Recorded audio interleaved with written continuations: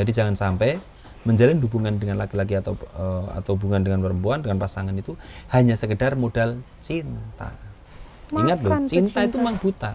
Maka untuk kemudian cinta itu bisa dipandu, ya cinta itu bisa berjalan sesuai dengan track yang benar, ya harus dipandu dengan ilmu.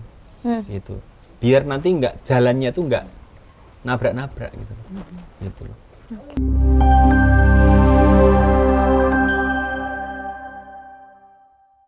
Halo, assalamualaikum warahmatullahi wabarakatuh. Balik lagi di Lovely Family bareng Nabila, Umi Lili, dan Ustadz Cahyo. Ustadz Cahyo yang lagi khusyuk makan kaca. Seru ya Ustadz. Ini kita kayaknya enjoy banget nih di suasana baru ya, bukan di rumah Umi lagi. Lagi di mana nih? Kita lagi di salah satu kuliner Jogja. Oh, apa namanya Ustadz? Mbah Mangun. Yes. Kopi Mbah Mangun. Kopi Mbah Mangun. Di sini ada bebeknya. Bebeknya enak lu, serius. Yes. Dan kita nggak di-endorse ini. Baik banget ya kita. Oke. Karena yang punya baik. Oh gitu. Nah, boleh konten di sini. Kemarin izin Ustaz. Yo izin juga. Oh izin. Tapi kita dikasih gratis nggak? Enggak. Di sini ada yang beda nih Ustaz. Kenapa? Nabila kan kemarin itu scrolling ya TikTok. Terus banyak video-video yang FYP terkait kasus-kasus tentang pernikahan lah, terus juga hubungan antara laki-laki dan perempuan. Jadi Nabila kumpulin sekitar 4 berita yang itu tuh sangat-sangat mencengangkan. Yang pertama ini sebenarnya biasa aja sih, cuman ada pertanyaan yang mengganggu di otak gitu terkait pernikahan usia dini. Jadi tuh ada di sebuah desa, lupa Nabila di mana. Di desa itu orang tuanya tuh bener-bener gencar mau nikahin anaknya. Kalau misalnya anaknya tuh udah 16 tahun tapi belum nikah, itu dianggap perawan tua. Oh gitu. Akhirnya ada videonya nggak? Ada.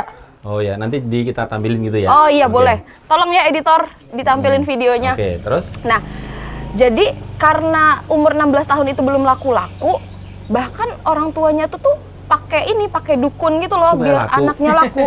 Padahal usianya masih segitu ya? Iya, 16 tahun ke bawah itu udah dinikahin. SMP ya?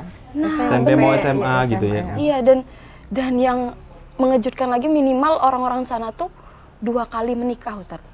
Jadi semakin sering mereka nikah, itu semakin mereka tuh dianggap gue laku nih. Oh, gitu. Oke. Nah jadi tuh kan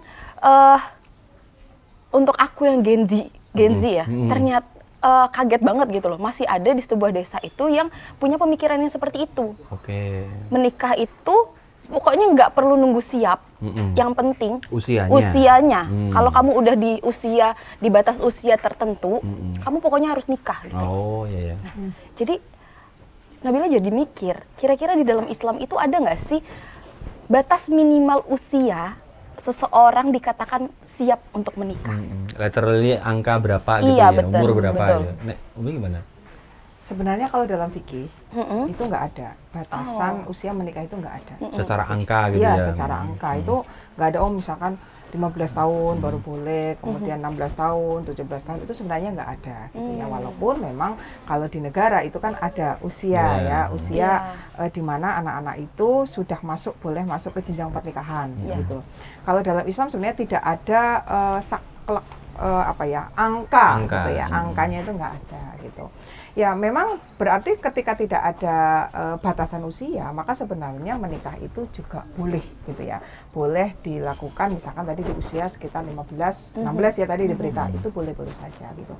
Karena memang pada kenyataannya mungkin kalau kita ngelihat orang-orang dulu, orang tua kita, kemudian mbah-mbah kita, itu banyak yang menikah di usia itu dan no problem, tidak ada masalah gitu ya. Mereka bisa menjalani pernikahan bahkan awet sampai tua ya, banyak sekali cerita itu.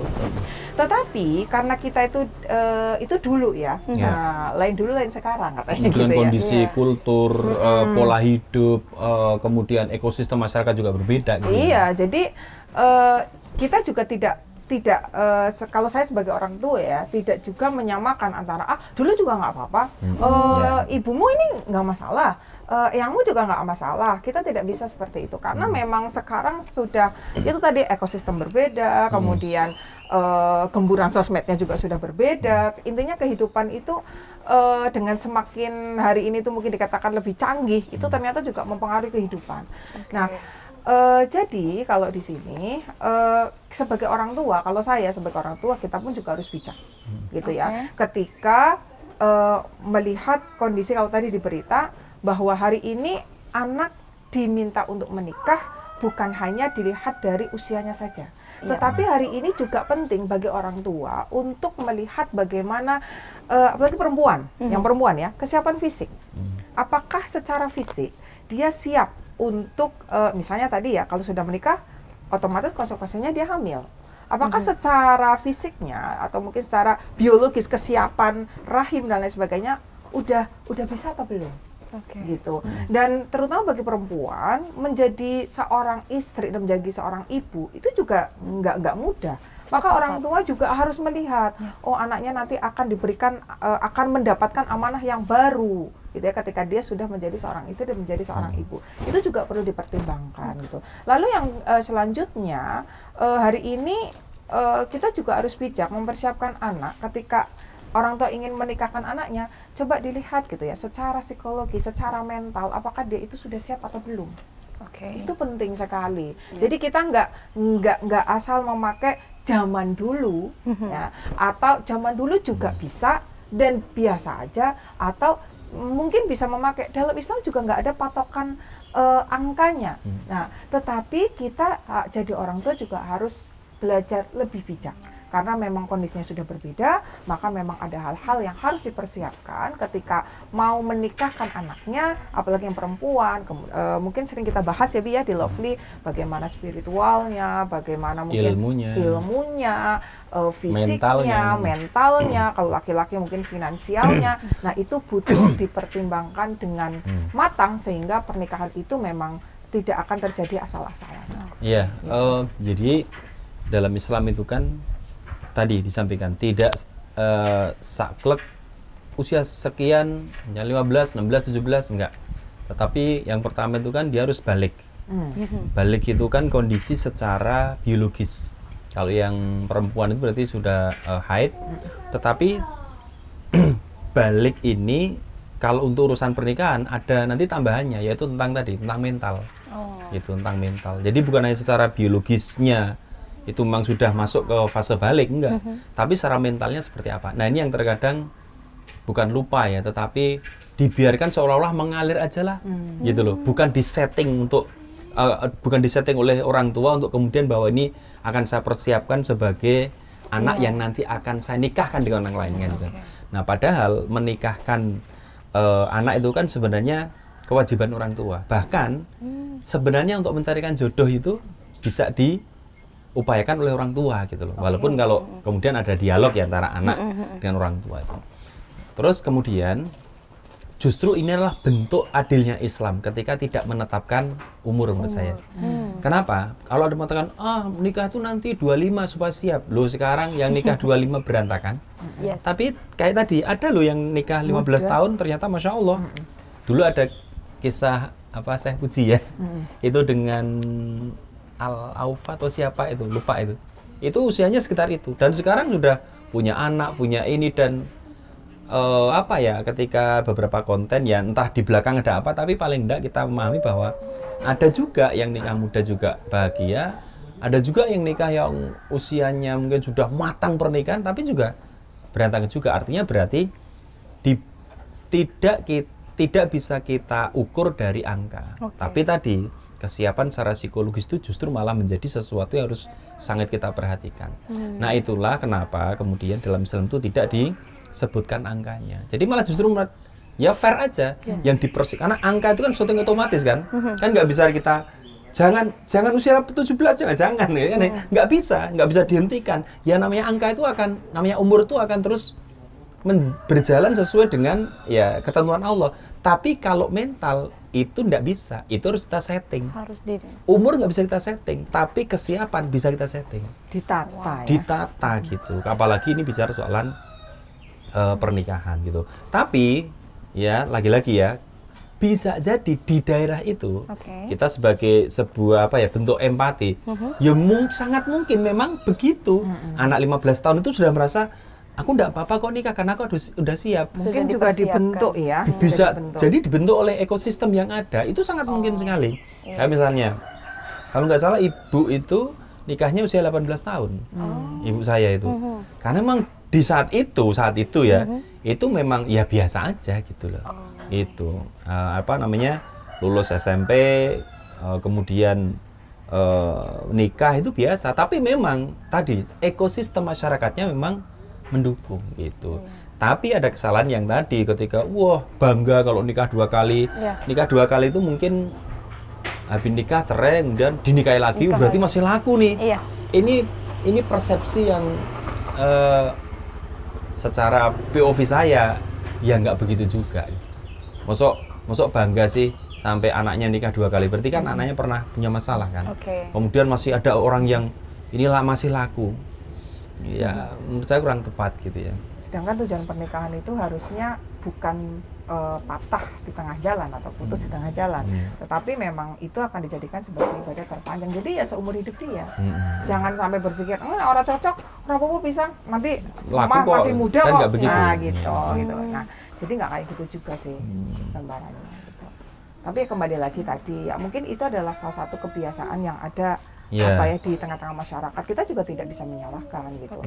Tetapi pada intinya yang terpenting itu adalah tadi bahwa pernikahan itu usia berapapun pernikahan itu harus memiliki tujuan yang jelas gitu dan juga persiapan yang matang untuk mencapai tujuan itu kan gitu kan. Dan salah satunya orang tua harus melihat itu ya Bu ya, melihat kesiapan apakah benar anaknya itu sudah siap atau belum. Dengan tadi ya melihat ternyata memang harus ada hal-hal yang memang harus ditata, menata dirinya, hidupnya, menata emosinya, menata egonya, dan menata aktivitas harian dia, karena memang dia akan mendapatkan amanah baru, kehidupan yang baru, gitu. Nah ini penting banget agar pernikahannya itu tidak berujung pada kegagalan. Yes. Nah tapi memang berat banget ya kalau seandainya ternyata amanah yang besar itu dipegang oleh orang tua untuk memastikan anaknya itu siap. Bahkan celakanya banyak orang tua yang sekarang itu tuh nggak tahu esensi pernikahan itu untuk apa.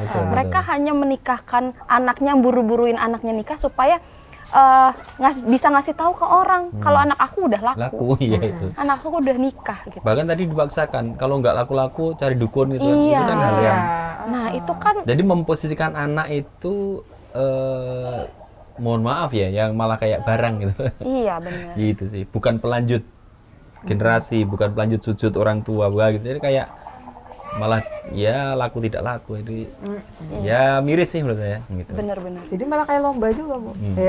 Jadi kayak siapa yang cepat dia yang hebat. Jadi pernikahan bukan lagi, ini mungkin sebagai closing untuk pertanyaan ini ya. Jadi pernikahan seolah-olah bukan lagi sesuatu yang sakral. Oke, benar. Gitu. Tapi hanya sekedar adat kebiasaan aja. Gitu. Padahal pernikahan itu sesuatu yang sakral, bahkan disebut sebagai mitsaqun ghalidz, perjanjian yang agung. Gitu. Oke, tadi pertanyaan pertama sudah terjawab, terus Nabila pengen menunjukkan satu video yang Nabila scroll juga. Kenapa Nabila pengen nunjukin? Karena biar kebayang gitu loh, betapa mirisnya berita ini. Jadi ini Ustadz, coba dilihat dulu. Oke. Oh ini nih yang lagi viral nih, seorang ayah membakar ijazah anaknya. Iya bener banget. Karena anaknya diduga, kan kalau beritanya dia pulang malam dan ternyata setelah ditanya dia tekdung dulu. Nah bener, nah jadi karena sebagai pelajar tahu betapa sulitnya mendapatkan nilai rapor yang bagus, mendapatkan selembar ijazah. Nah terus tiba-tiba ngeliat video ini, usaha anaknya itu kayak bener-bener gak dihargai sama orang tuanya. Betul. Nah, terus Nabila lihat kolom komentar, ada dua pendapat, ada dua POV yang disampaikan oleh netizen. Ada yang mereka bener-bener ngerasa sangat-sangat menyayangkan sih tindakan ayahnya. Jadi yang ngebakar itu. Ya, ini tuh dilakukan oleh ayahnya, Ustadz. Ayahnya tuh kecewa banget, anak perempuannya udah disekolahin tinggi-tinggi, terus tiba-tiba itu hamil, tekdung. Terus ada yang bilang, Pak, yang kamu lakukan itu adalah emosi sesaat, gitu loh. Terus ada juga yang bilang, kalian jangan ngehujat bapaknya tuh bener-bener emosi. Kecewa luar biasa. Yes, betul. Nah, menurut Ustadz, yang Ustadz juga notabene punya 2 anak perempuan. Kira-kira bagaimana Ustadz melihat fenomena ini? Yang pertama, naudzubillah tsumma naudzubillah ya. Jadi kita berdoa dari hal yang demikian. Jadi POV-nya ketika ada seorang ayah seperti itu yang menghadapi masalah anaknya yang sedemikian rupa sehingga tadi. Jadi setiap apa yang menjadi impian orang tua itu terkadang tidak berjalan seindah apa yang mereka bayangkan. Iya. Anaknya pengen pinter, ternyata nggak berprestasi. Anaknya pengen ini, ternyata jadinya itu. Anaknya pengen kesucian terjaga, ternyata tekdung tadi. Artinya kita, ya, seorang ayah sebagai orang tuanya itu diuji. Oke. Itu kan sebagai ujian. Mau bentuknya kayak apapun, itulah ujian bagi orang tua. Oke. Gitu loh. Maka kan bagaimana meresponnya itu yang menjadi salah satu PR, apakah respon ini menimbulkan masalah baru atau enggak. Iya. Gitu. Nah, tadi yang disampaikan bahwa ayah yang kecewa, kita harus menerima. Iya, saya juga naudzubillah tsumma naudzubillah. Misalnya ada seorang ayah seperti itu, dapat anak seperti itu, pasti ayahnya kecewa luar biasa. Betul. Dan kita harus memvalidasi, iyalah, kecewanya ya pasti berat sekali. Gitu. Tapi bahwa kemudian direspon dengan cara membakar ijazah, ya itu menurut pandangan saya ini akan menimbulkan masalah baru. Oh. Karena ini terkait dengan bagaimana tadi perjuangan anak, gitu. Lalu bagaimana respon yang mungkin akan menjadikan masalah ini tidak berkepanjangan? Karena anak sedang tertimpa masalah, walaupun ini maksiat, ya, tapi itu kan juga masalah. Maka respon yang pertama adalah dipeluk dulu anaknya. Dipeluk dulu. Ya, dipeluk dulu bahwa ini sudah terjadi, ya.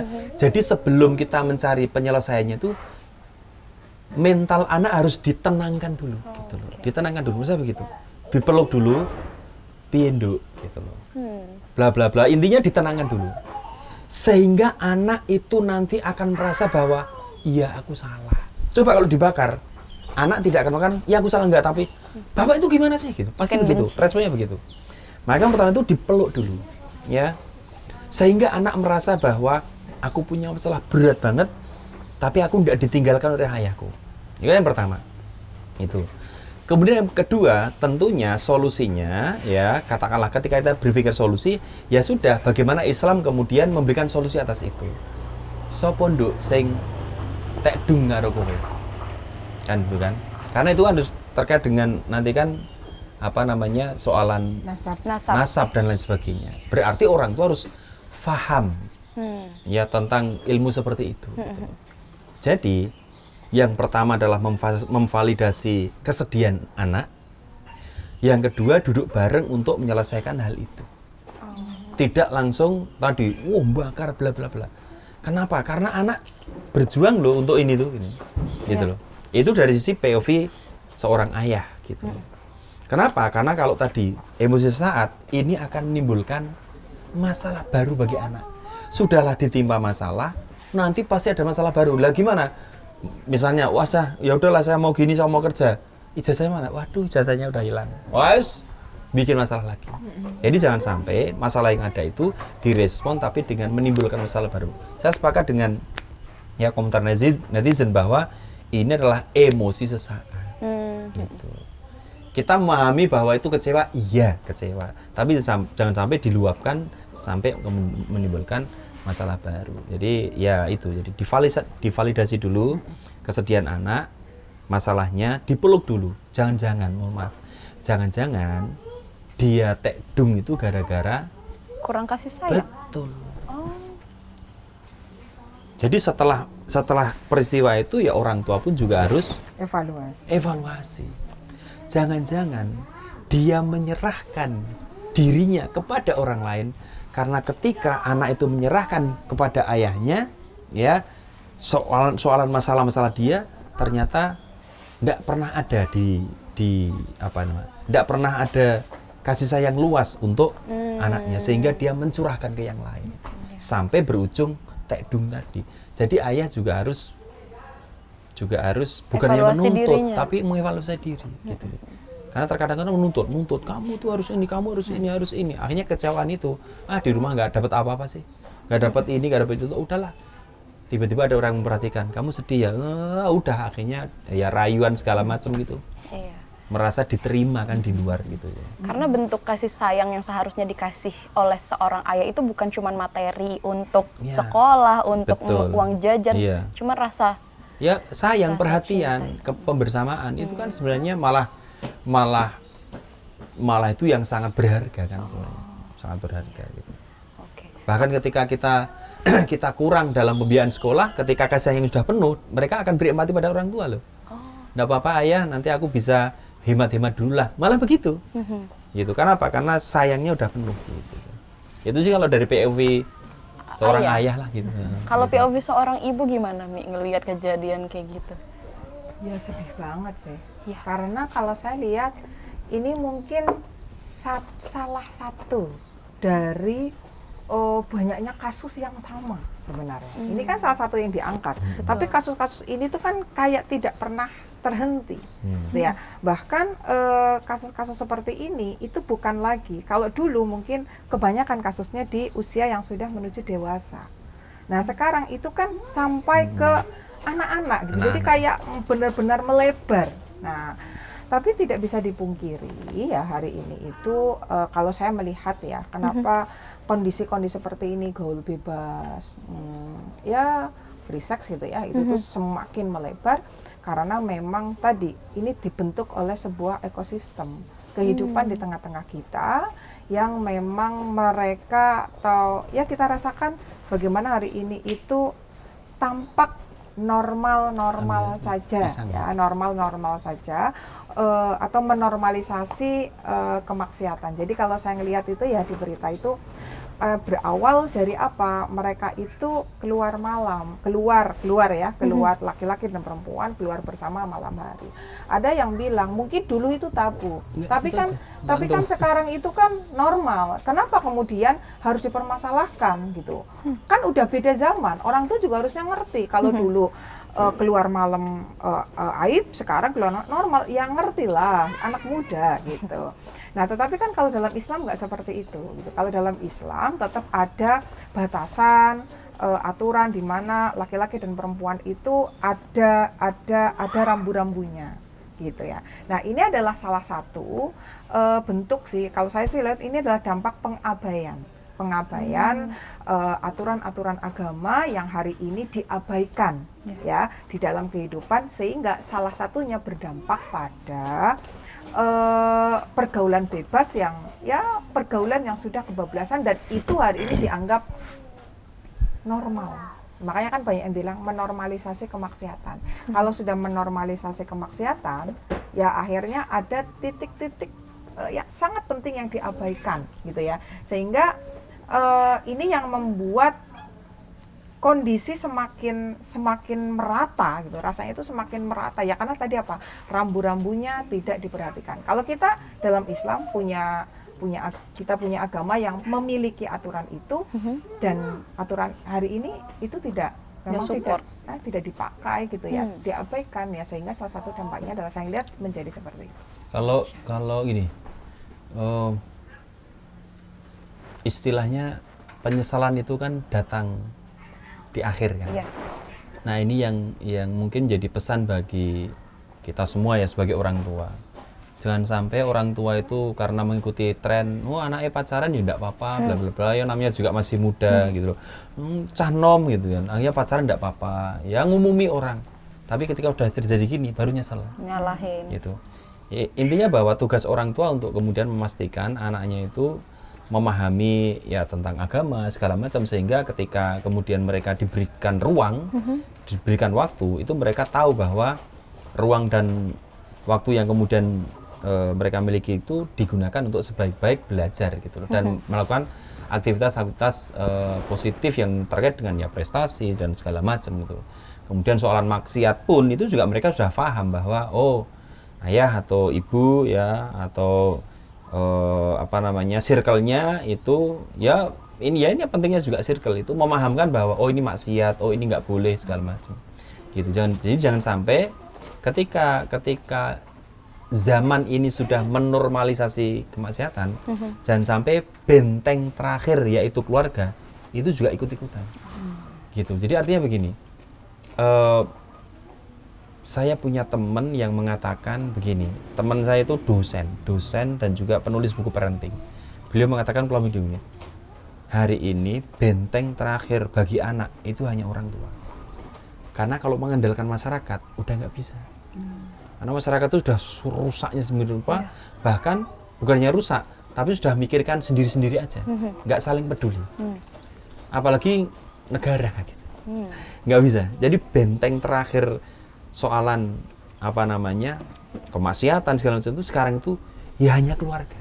Nah kalau keluarga itu tadi ngikuti bagaimana keumuman, maka penyesalan itu pasti akan datang di akhir. Jadi memang untuk kasus itu tuh penyebabnya berlayer ya Ustadz? Berlayer sebenarnya. Layernya banyak. Ya? Jadi negara ini kan udah kacau balau tentang hubungan laki-laki perempuan. Ya udah pokoknya bebas luar biasa. Kemudian turun level ke bawahnya masyarakat sudah abai. Kita sudah tidak, kayaknya amar ma'ruf nahi mungkar antar masyarakat itu sudah sangat minim sekali. Justru gitu. saling ngecek. Pamer. Kalau misalnya kayak tadi guys. Karena standarnya itu sudah berubah itu loh. Iya. Dulu masyarakat itu menganggap orang pacaran itu tabu. Betul. Boncengan saja tabu. Bahkan bukan boncengan ya. Seorang wanita naik ekeng itu loh. Itu aja sudah, iya apa sih wanita kok naik motor laki-laki itu. Itu kan sudah tabu. Nah ini sudah berubah semuanya. Ya orang boncengan, wah nggak laku ya, wah gitu loh. Nah maka layer yang terakhir itu ya sekarang itu adalah keluarga. Nah kalau keluarga, katakanlah orang tua itu sudah tidak memahami bagaimana kemaksiatan, bagaimana, oh ya sudah, ya tadi nyeselnya itu sampai begitu gitu loh. Gitu sih. Ya, udah ngeri banget sih. Itu berarti PR kita besar banget. Wah, ya. luar biasa. Dan itu tuh baru mungkin satu kasus tuh yang tadi tampak gitu loh. Padahal kasus-kasus yang lain dengan mungkin mereka usia yang berbeda, bahkan ada loh yang lebih kecil usianya dari itu. Itu juga pernah terjadi. Ya inilah kehidupan kita itu sistemnya itu memang sudah, sistem kehidupan kita itu udah rusak gitu ya. Ya apalagi ya agama mulai ditinggalkan. Makanya kalau mungkin Gen Z, anak-anak Gen Z melihat berita seperti ini, mungkin ada yang takut. Ya, aduh jadi kayak takut. Tetapi kemudian juga ini adalah salah satu hal yang menjadi motivasi untuk para Gen Z sebelum menikah, bekali diri dengan ilmu. Nah, bekali diri dengan ilmu, dan hal yang paling penting adalah ilmu agama. Ketika kita membekali diri kita dengan ilmu agama, maka kedepannya kita juga tidak lagi kayak tadi melihat keumuman. Kalau memang keumuman itu tidak sesuai dengan agama kita, ya dia tidak akan ikut. Kalau tren itu tidak sesuai dengan agama kita, ya tidak ikut juga gitu ya. Maka itu sangat penting banget bekal ilmu agama itu sebelum menikah. Itu suatu hal yang kalau menurut saya tidak bisa ditawar lagi. Apalagi kondisi ini semakin rusak, yang kerusakannya itu banyak, itu terjadi depan mata kita, ya. Nah, sehingga kita itu harus bisa mensikapi semuanya dengan tepat. Nah, kalau kita tidak punya ilmu, maka kita tidak bisa memiliki sikap yang benar untuk mensikapi setiap masalah-masalah yang terjadi. Nah, itu dia nyambung dari pernyataan Umi yang barusan. 2 pertanyaan terakhir, Nabila, setelah ini itu bergerak dari ketakutan gitu. Jadi ada ketakutan Nabila, gimana nih kalau seandainya nanti aku nikah, aku jadi korban gitu. Jadi biar untuk mengurai ketakutan itu, Nabila mau nanya lagi terkait pertanyaan yang selanjutnya, yaitu terkait berita yang selanjutnya. Nabila ngelihat berita Ustadz, ada 22 calon pengantin. Nah, mereka terindikasi, bukan terindikasi lagi, positif terkena HIV atau AIDS. 22 orang. Dari tadi pertanyaannya ngeri-ngeri ya, Umi ya? Iya, itu makanya Umi. Ya kan channel Lintu untuk menjawab. Iya sih. Jadi biar 22 orang calon pengantin positif HIV. Yes. Nah, kalau misalnya di satu daerah aja sebanyak itu yang diketahui kena positif penyakit itu, menular itu, apalagi di tempat lain. Ya. Nah, kira-kira gimana Ustadz? Itu makin takut lagi. Gimana? Coba bayangkan Iya. betapa mengerikannya gitu loh zaman Iya. sekarang untuk para Gen Z yang ingin menjalin rumah tangga gitu. Iya, benar. Ya, ini lagi-lagi satu akibat ya ketika memang tata aturan agama itu sudah ditinggalkan dari berbagai level. Iya benar. Gitu. Itu akibatnya ya ini gitu loh. Nah, tapi sayangnya gini. Tindakan apa sih preventif ya, pencegahan untuk sampai ke situ itu juga keliru juga. Oh. Maksudnya gimana? Ustaz? HIV di mana? Bagaimana tindakannya? Mohon maaf ya, sebar kondom. Oh, yang Memberikan gratis ini, alat kontrasepsi gratis itu. Kemudian ada lagi yang sekarang obat. Itu loh yang ada 2 orang boti itu yang kemudian Iya. aku sehat loh, aku ini loh sambil bawa obat. Yuk. Itu kan seolah-olah menjadi tindakan apa? Preventif, pencegahan. Seolah-olah akan efektif untuk tidak sampai ke AIDS. HIV. Padahal ternyata ya penelitian di mana-mana ya, ini secara medis ya, bahwa alat kontrasepsi segala macam itu tidak bisa membendung virus itu. Iya, benar. Ya, secara medis itu tidak bisa membendung virus itu. Gitu. Nah, artinya apa? Ini adalah sebuah hasil dari kesalahan mentreatment ya, masalah-masalah itu gitu loh. Nah, maka kemudian ya ketika kita nanti mau menikah secara apa ini ya? Secara teknis boleh kan kita sebenarnya cek kesehatan. Itu boleh. Oke. Jadi ya bener tadi kalau berarti dia dicek kan gitu kan. Loh, kok HIV? Nah, misalnya kita misalnya ada seorang laki-laki ke Nabila. Ini visi oke, ini, tapi boleh nggak, mohon maaf, cek dulu kesehatan. Boleh itu. Boleh. Ternyata jedet. Wah. Nauzubillah. Naudzubillah. Ya. Ya jangan Nabilah ya. Iya. Ya. Balina Nabilah. Nah, ternyata si laki-laki yang melamar itu kena itu. Ya itu boleh ditolak. Boleh ditolak gitu. Iya. Itu dari sisi tindakan yang paling dekat dengan proses pernikahan. Tapi kan ada tindakan yang jauh sebelum pernikahan gitu loh. Maka kita tidak akan pernah berhenti di channel ini mengatakan ilmu agama itu penting, ini benteng, ini terus kayak gitu. Circle yang itu penting. Kenapa? Jangan sampai tiba-tiba dek lah ternyata gitu. Artinya ya ini adalah tindakan preventif yang paling efektif untuk kemudian mencegah jangan sampai itu terjadi. Gitu. Sementara yang hari ini disajikan tindakannya pencegahannya ya tadi malah justru menormalisasi bahkan memfasilitasi untuk perzinaan gitu. Padahal perzinahan itulah sumbernya. Iya benar. Nah, itu yang terjadi. Itu Jadi miris hasil kan? ya, hasil dari pergaulan betul. bebas. Gitu. Jadi emang lingkungan ini nggak support kita untuk terlepas dari perzinahan Iya, ya? nggak Iya. bisa. Bahkan mungkin difasilitasi. Iya. Gitu loh. Nah, buktinya apa? Ya tadi kan bukan tadi, banyak statement ya nulah. Silakan dicek aja lah. Untuk mengatasi ini maka alat kontrasepsi untuk mengatasi ini. Gimana sih? Bukan kemudian mengatur bagaimana pergaulan, bagaimana itu. Gitu. Dikat dari akarnya. Iya, dari seharusnya. akarnya harusnya gitu.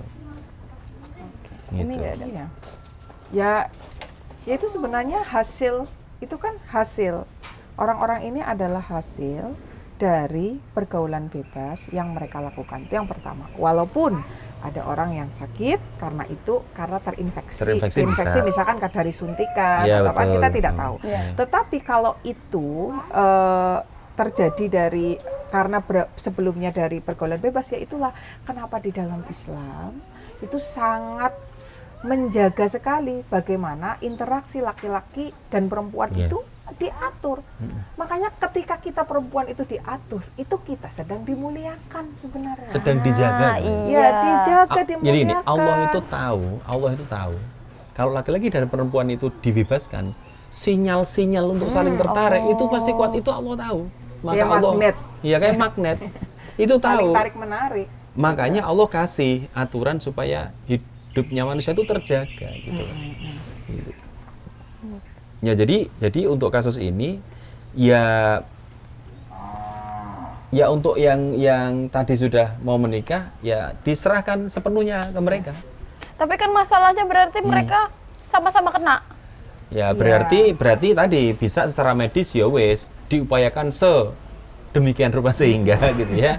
Itu mereka bisa katakanlah ya ini loh kalau penyakit akibat pelanggaran pada syariat itu sampai dikatakan HIV itu nggak bisa sembuh. Iya benar. Cuman ditidurkan aja virusnya. Cuman itu nanti kalau imunnya tuh dapat lagi kayak gitu loh. Ya akhirnya ya udah upayakan ya. Walaupun semua ya bisa ada keajaiban ketika dia bertaubat sepenuhnya, kan gitu kan? Mentaubati seluruh kemaksiatannya, bermohon kepada Allah, diupayakan juga mencari pengobatan segala macam. Ya siapa tahu gitu loh. Karena ini kan sudah terlanjur gitu loh. Gitu. Kalau kemudian sudah terlanjur ya mereka tetap ya jangan dibuang juga, jangan ini juga. Ya udah kayak satu solusi cara ini ya ditaubati kemaksiatannya di segala macam gitu dan tidak mengulangi. Mohon kepada Allah. Kenapa? Alam semesta itu yang cipta Allah. Masuk virus sekecil itu Allah nggak bisa. Asal kemudian taubatnya sepenuh-penuhnya, siapa tahu gitu loh. Iya. Gitu. Sama juga kasihannya ketika dua orang ini kena dan punya anak. Itu. Nah, Khawatirnya, walaupun ada yang menyampaikan. Jadi pernah ada yang datang ke saya tanya, saya dijodohkan. Jadi ini bukan pacaran, ya. Ini saya dijodohkan dengan seorang laki-laki dan dia terkena terinfeksi HIV/AIDS gitu. Tetapi dia sudah bertaubat. Nah, apakah saya boleh menolak? Karena ada dari dia dapat info gitu ya dari orang lain gitu ya. Kalau dia sudah menjadi soleh ya jangan ditolak. Walaupun dia kena HIV/AIDS. Dengan alasan apa? Si laki-laki ini bilang bahwa dia punya komunitas teman-teman dari HIV/AIDS yang ketika menikah sama anaknya juga ada yang tidak kena. Tapi itu keajaiban Allah. Tetapi kemudian kita itu kan tidak bisa memprediksi. Tidak bisa memprediksi, kita ya kayak nggak bisa memastikan bahwa nanti ketika aku menikah nanti anakku tidak terinfeksi. Walaupun jaminan dari si pasangan si calonnya ini bahwa saya akan minum obat setiap hari. Karena kalau minum obat setiap hari itu virus tidak akan berkembang gitu. Nah, dalam kondisi seperti ini gitu ya, tentunya kalau tadi ya tahu kena HIV/AIDS sudah menikah ya tadi ditaubatin, terus habis itu mungkin bisa berobat. Kalau belum maka boleh kok kita itu menolak. Ya. Karena memang yang kita pikirkan adalah panjang ya. Anak-anak yang lahir dari rahim kita kan otomatis juga pengen dari bibit yang sehat gitu ya. Nah maka nggak masalah ketika kita menolak orang-orang yang terkena virus itu, bukan kita sedang mengesampingkan ya, tetapi kita memang ingin menjaga bahwa anak keturunan kita itu menjadi anak-anak yang sehat secara fisik, maka tidak masalah gitu. Nah tapi ya tadi ya inilah hari di mana kita itu sangat khawatir setiap saat. Betul. Dengan berita-berita yang itu one harian. One bad news.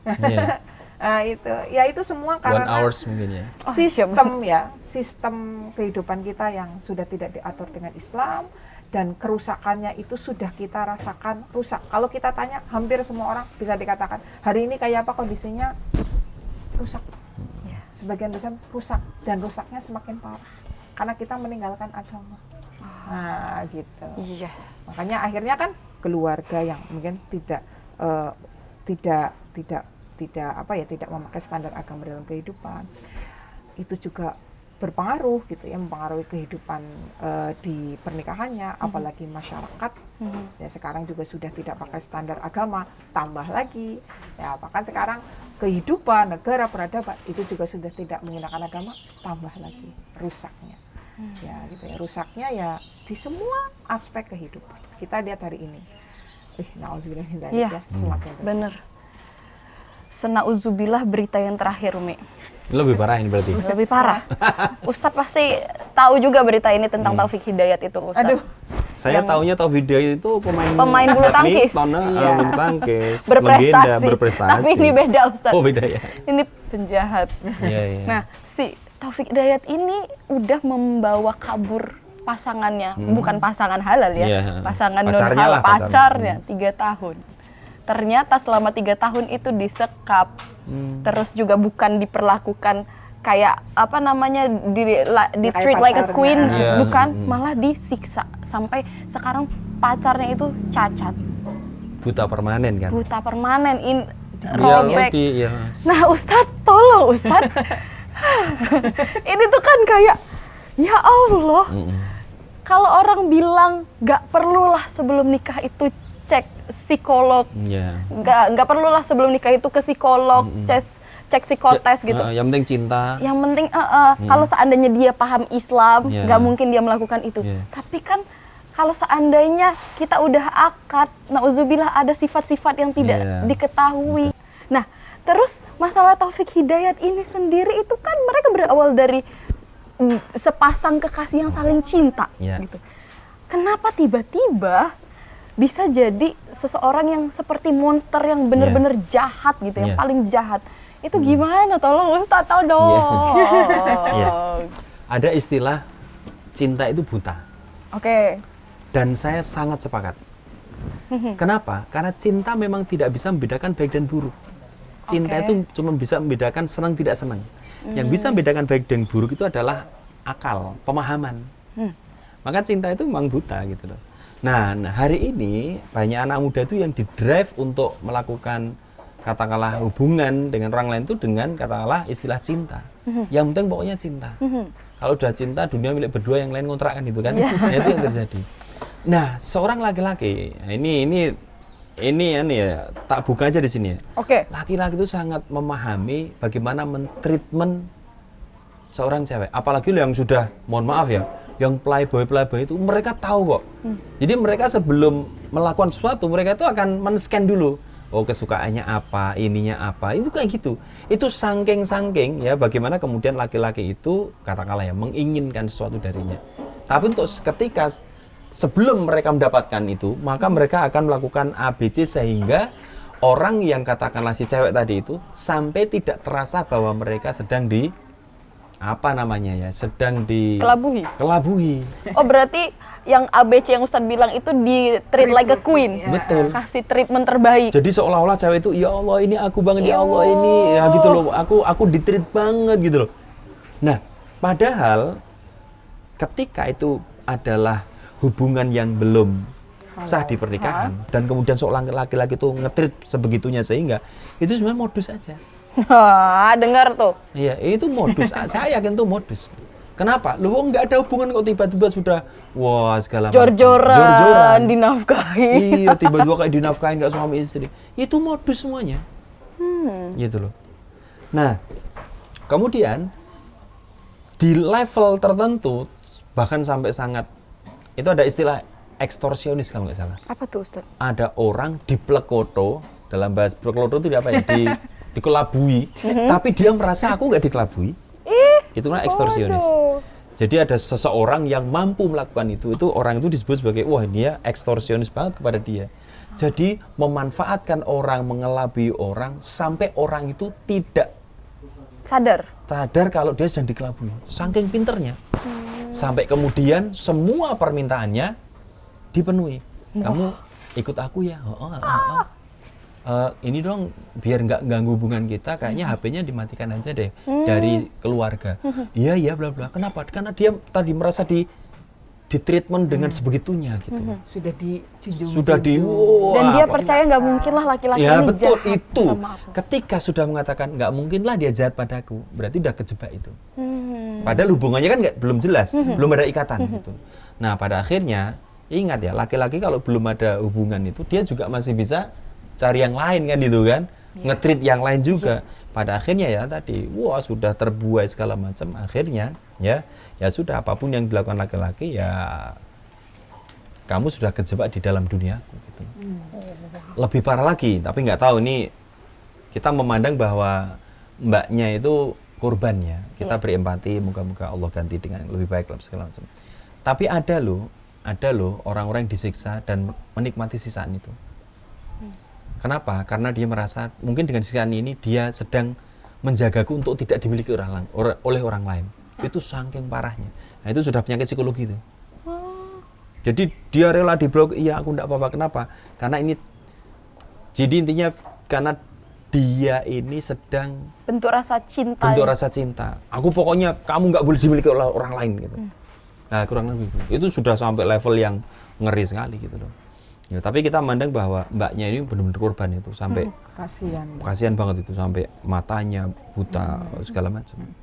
Nah itu kan dari sisi tadi apa namanya seorang laki-laki. Tapi ingat lagi-lagi ya, mohon maaf ya, wah ini emang gunung salju sih ini sih.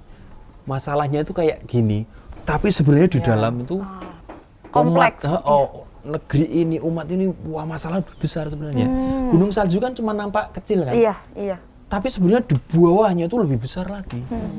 Nah itu salah satu yang kemudian menjadi perhatian kita bahwa sudah kayak gini loh ketika urusan laki-laki dan perempuan itu tidak pernah diatur gitu loh.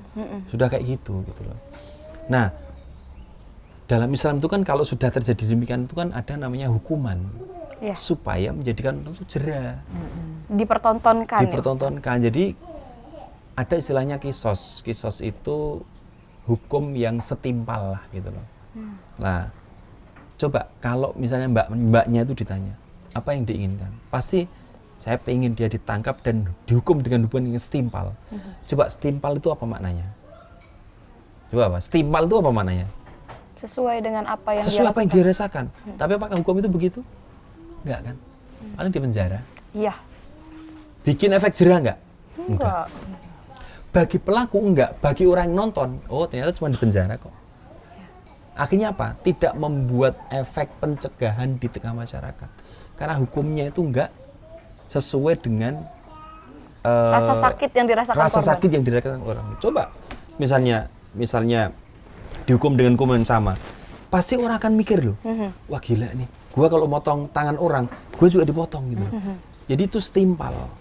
Allah tahu kok bagaimana cara membuat manusia itu jera, itu Allah tahu. Maka hukum-hukum Allah itu sangat adil sekali. Kalau ada yang mengatakan, ya kasihan, itu kan hak asasi manusia. Ya coba yang ngomong itu keluarganya kena coba. Pasti akan gitu ya. Orang yang kehilangan kambing kan mengatakan, memang dia ya gitu ya. Orang yang kehilangan sapi, ya itu makin kan gitu kan. Nah, Allah itu tahu kadar manusia supaya kemudian jera, kadar manusia kemudian tidak melakukan, Allah itu tahu gitu loh. Nah, cuman hari ini kan manusia, hukum yang dibikin manusia kan pada akhirnya tidak membuat jera, baik pada si pelaku maupun pada orang yang melihatnya, berperilaku sama juga. Betul, paling cuma di penjara. Ya, coba kalau hubungannya setimpal juga. Di penjara bisa dibayar pakai uang. Nah iya sekarang. Malah terawat segala macam. Dihukum. Gitu. Jadi itulah yang terjadi. Ini ya memang kompleks sekali gitu loh. Tapi lagi-lagi tadi, jadi kita kerucutkan di masalah laki-laki dan perempuan, hati-hati. Ya. Seindah apapun seorang laki-laki nge-treat seorang cewek itu, kalau belum sah hubungannya, semuanya itu adalah soalan ujungnya pasti keburukan. Seindah apapun, pertama kasih bunga, kedua kasih apa, kasih mobil apa, itu ujungnya mesti berantakan itu, gitu. Karena berawal dari hubungan yang salah, gitu. Jadi jangan sampai menjalin hubungan dengan laki-laki atau hubungan dengan perempuan, dengan pasangan itu hanya sekedar modal cinta. Ingat loh, cinta itu memang buta. Maka untuk kemudian cinta itu bisa dipandu, ya cinta itu bisa berjalan sesuai dengan track yang benar, ya harus dipandu dengan ilmu. Gitu. Biar nanti jalannya itu enggak nabrak-nabrak gitu loh. Gitu loh. Nah, jadi memang ini ya Ustadz, berarti nggak salah kan kalau seandainya Nabila pribadi deh, sebagai perempuan, sebagai Gen Z, sebagai wanita yang nanti akan menikah, itu punya kriteria-kriteria yang mungkin orang-orang awam nganggep itu nggak mungkin gitu loh. Sangat susah menemukan laki-laki. Bukan boleh, harus punya. Harus benar. Nah, kalau nggak punya nanti kita kayak gini, kalau minta sama Allah ya, kita tuh lagi, ya Allah saya kepengen dapat jodoh, ya Allah terserah deh yang kayak apa. Coba. Itu kan jadi kayak merasa kita minta sama Allah itu kayak kurang detail, minta pasangan yang mau membersamai hidup kita. Tapi jadi kan harus dia adalah orang yang A, B, C, tidak masalah. Selama itu ingat, terukurlah kita mintanya. Nah, dari sisi ya mungkin dari sisi agamanya, finansialnya, fisiknya, iya, nggak apa-apa. Itu tapi ya kita dan kriteria loh, jangan nama ya Allah. Tukijo ya Allah. Ya, jangan sebutin namanya, tapi kriterianya. Karena menyebut namanya itu kita sering sampaikan, menyebut nama dalam sepertiga malam itu membatasi apa yang akan Allah berikan pada kita. Dan jangan-jangan kriteria yang kita punya memang tidak ada di nama itu. Iya. Gitu kan kita makanya kasih kriterianya. Pasti nanti Allah akan hadirkan itu. Kalau nama itu jadi kita kayak membatasi. Iya, bisa jadi Allah bakal ngasih yang lebih gitu betul, loh. Betul. Jadi jangan membatasi apa yang akan Allah berikan pada kita. Bisa jadi nama itu kemudian kita tidak tahu ya. Memang itu kan jadi itu dari Allah ya. Bisa jadi itu yang namanya Masya Allah terkabul gitu ya, misalkan alhamdulillah aku dapat itu. Tapi ternyata aku kriterianya ini kok misalkan nggak sesuai. Ya makanya kalau sama Allah mintanya itu namanya dikip, sampaikan kriterianya, kriteria yang terbaik apa terserah, yang penting terukur ya mintanya itu nggak masalah. Ya gitu. kaya, ganteng, soleh, walaupun jarang sih. Apa? Gansopin katanya. Ganteng, soleh, pinter. Ya, gansopin, ganteng, soleh, pinter. Dibalik. Ganteng, soleh, pinter. Kaya, nggak apa-apa kaya.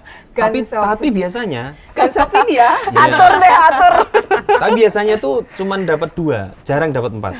Nah, 2. Jadi biasanya kalau orang ganteng, kaya, itu biasanya nggak pinter. Nah, jangan Ustaz. Atau ada orang kaya, soleh, ada tapi nggak ganteng. Nggak ganteng. Ya, gitu. Ada orang soleh, ganteng, biasanya nggak kaya. Pokoknya jarang yang ideal itu. Ya Allah, jangan tolong bantu doanya. Tapi yang penting solehnya dulu dong. Oke. Ya. Soleh, kaya, ya ganteng kan relatif lah gitu ya. Makanya tadi. Baik hati. Gansopin.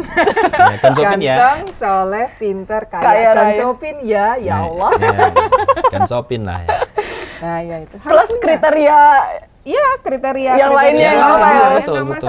Dan ingat loh, Allah tuh seneng loh kalau dimintai tiap hari itu. Yes. Itu bahkan dikatakan sombong banget orang yang tidak pernah minta sama Allah. Nah ini kan pembahasan yang lain, tapi ini penting. Jadi ketika kemudian kita minta itu detail, enggak apa-apa. Allah tuh, kamu kok mintanya ke aku sih? Kamu tahu banget sih akumu, dalam bahasa kita begitu. Beda kalau tiap hari misalnya Umi minta ke Nabila, Bil apa sih tiap hari minta-minta. Nah itu sebel. Tapi kalau Allah diminta itu saya seneng, ayo minta lagi, please ayo minta lagi. Ya itu seneng banget. Ya karena gitu. Allah itu mau memberi. Dan makanya kan kita tuh katanya ulama ya dia kan bilang jangan pernah bosan meminta kepada zat yang tak pernah bosan memberi. Iya, jangan bosan meminta. Jangan bosan meminta. Iya. Oke. Ya, jadi girls, buat kalian yang belum ketemu sama jodoh kalian itu bukan berarti kalian harus menurunkan standar kalian, tapi doa dan usahanya yang harus dikencangkan. Semangat! Halal 2026. Oke, terima kasih Ustadz, terima kasih Umi. Ini obrolan kita sangat daging dan udah panjang banget. Jadi semoga kita bisa ketemu di pertemuan selanjutnya dengan teman-teman Noro. Ya Allah, kapan ya terlaksana baru. Oke, terima kasih Umi. Ya, oke.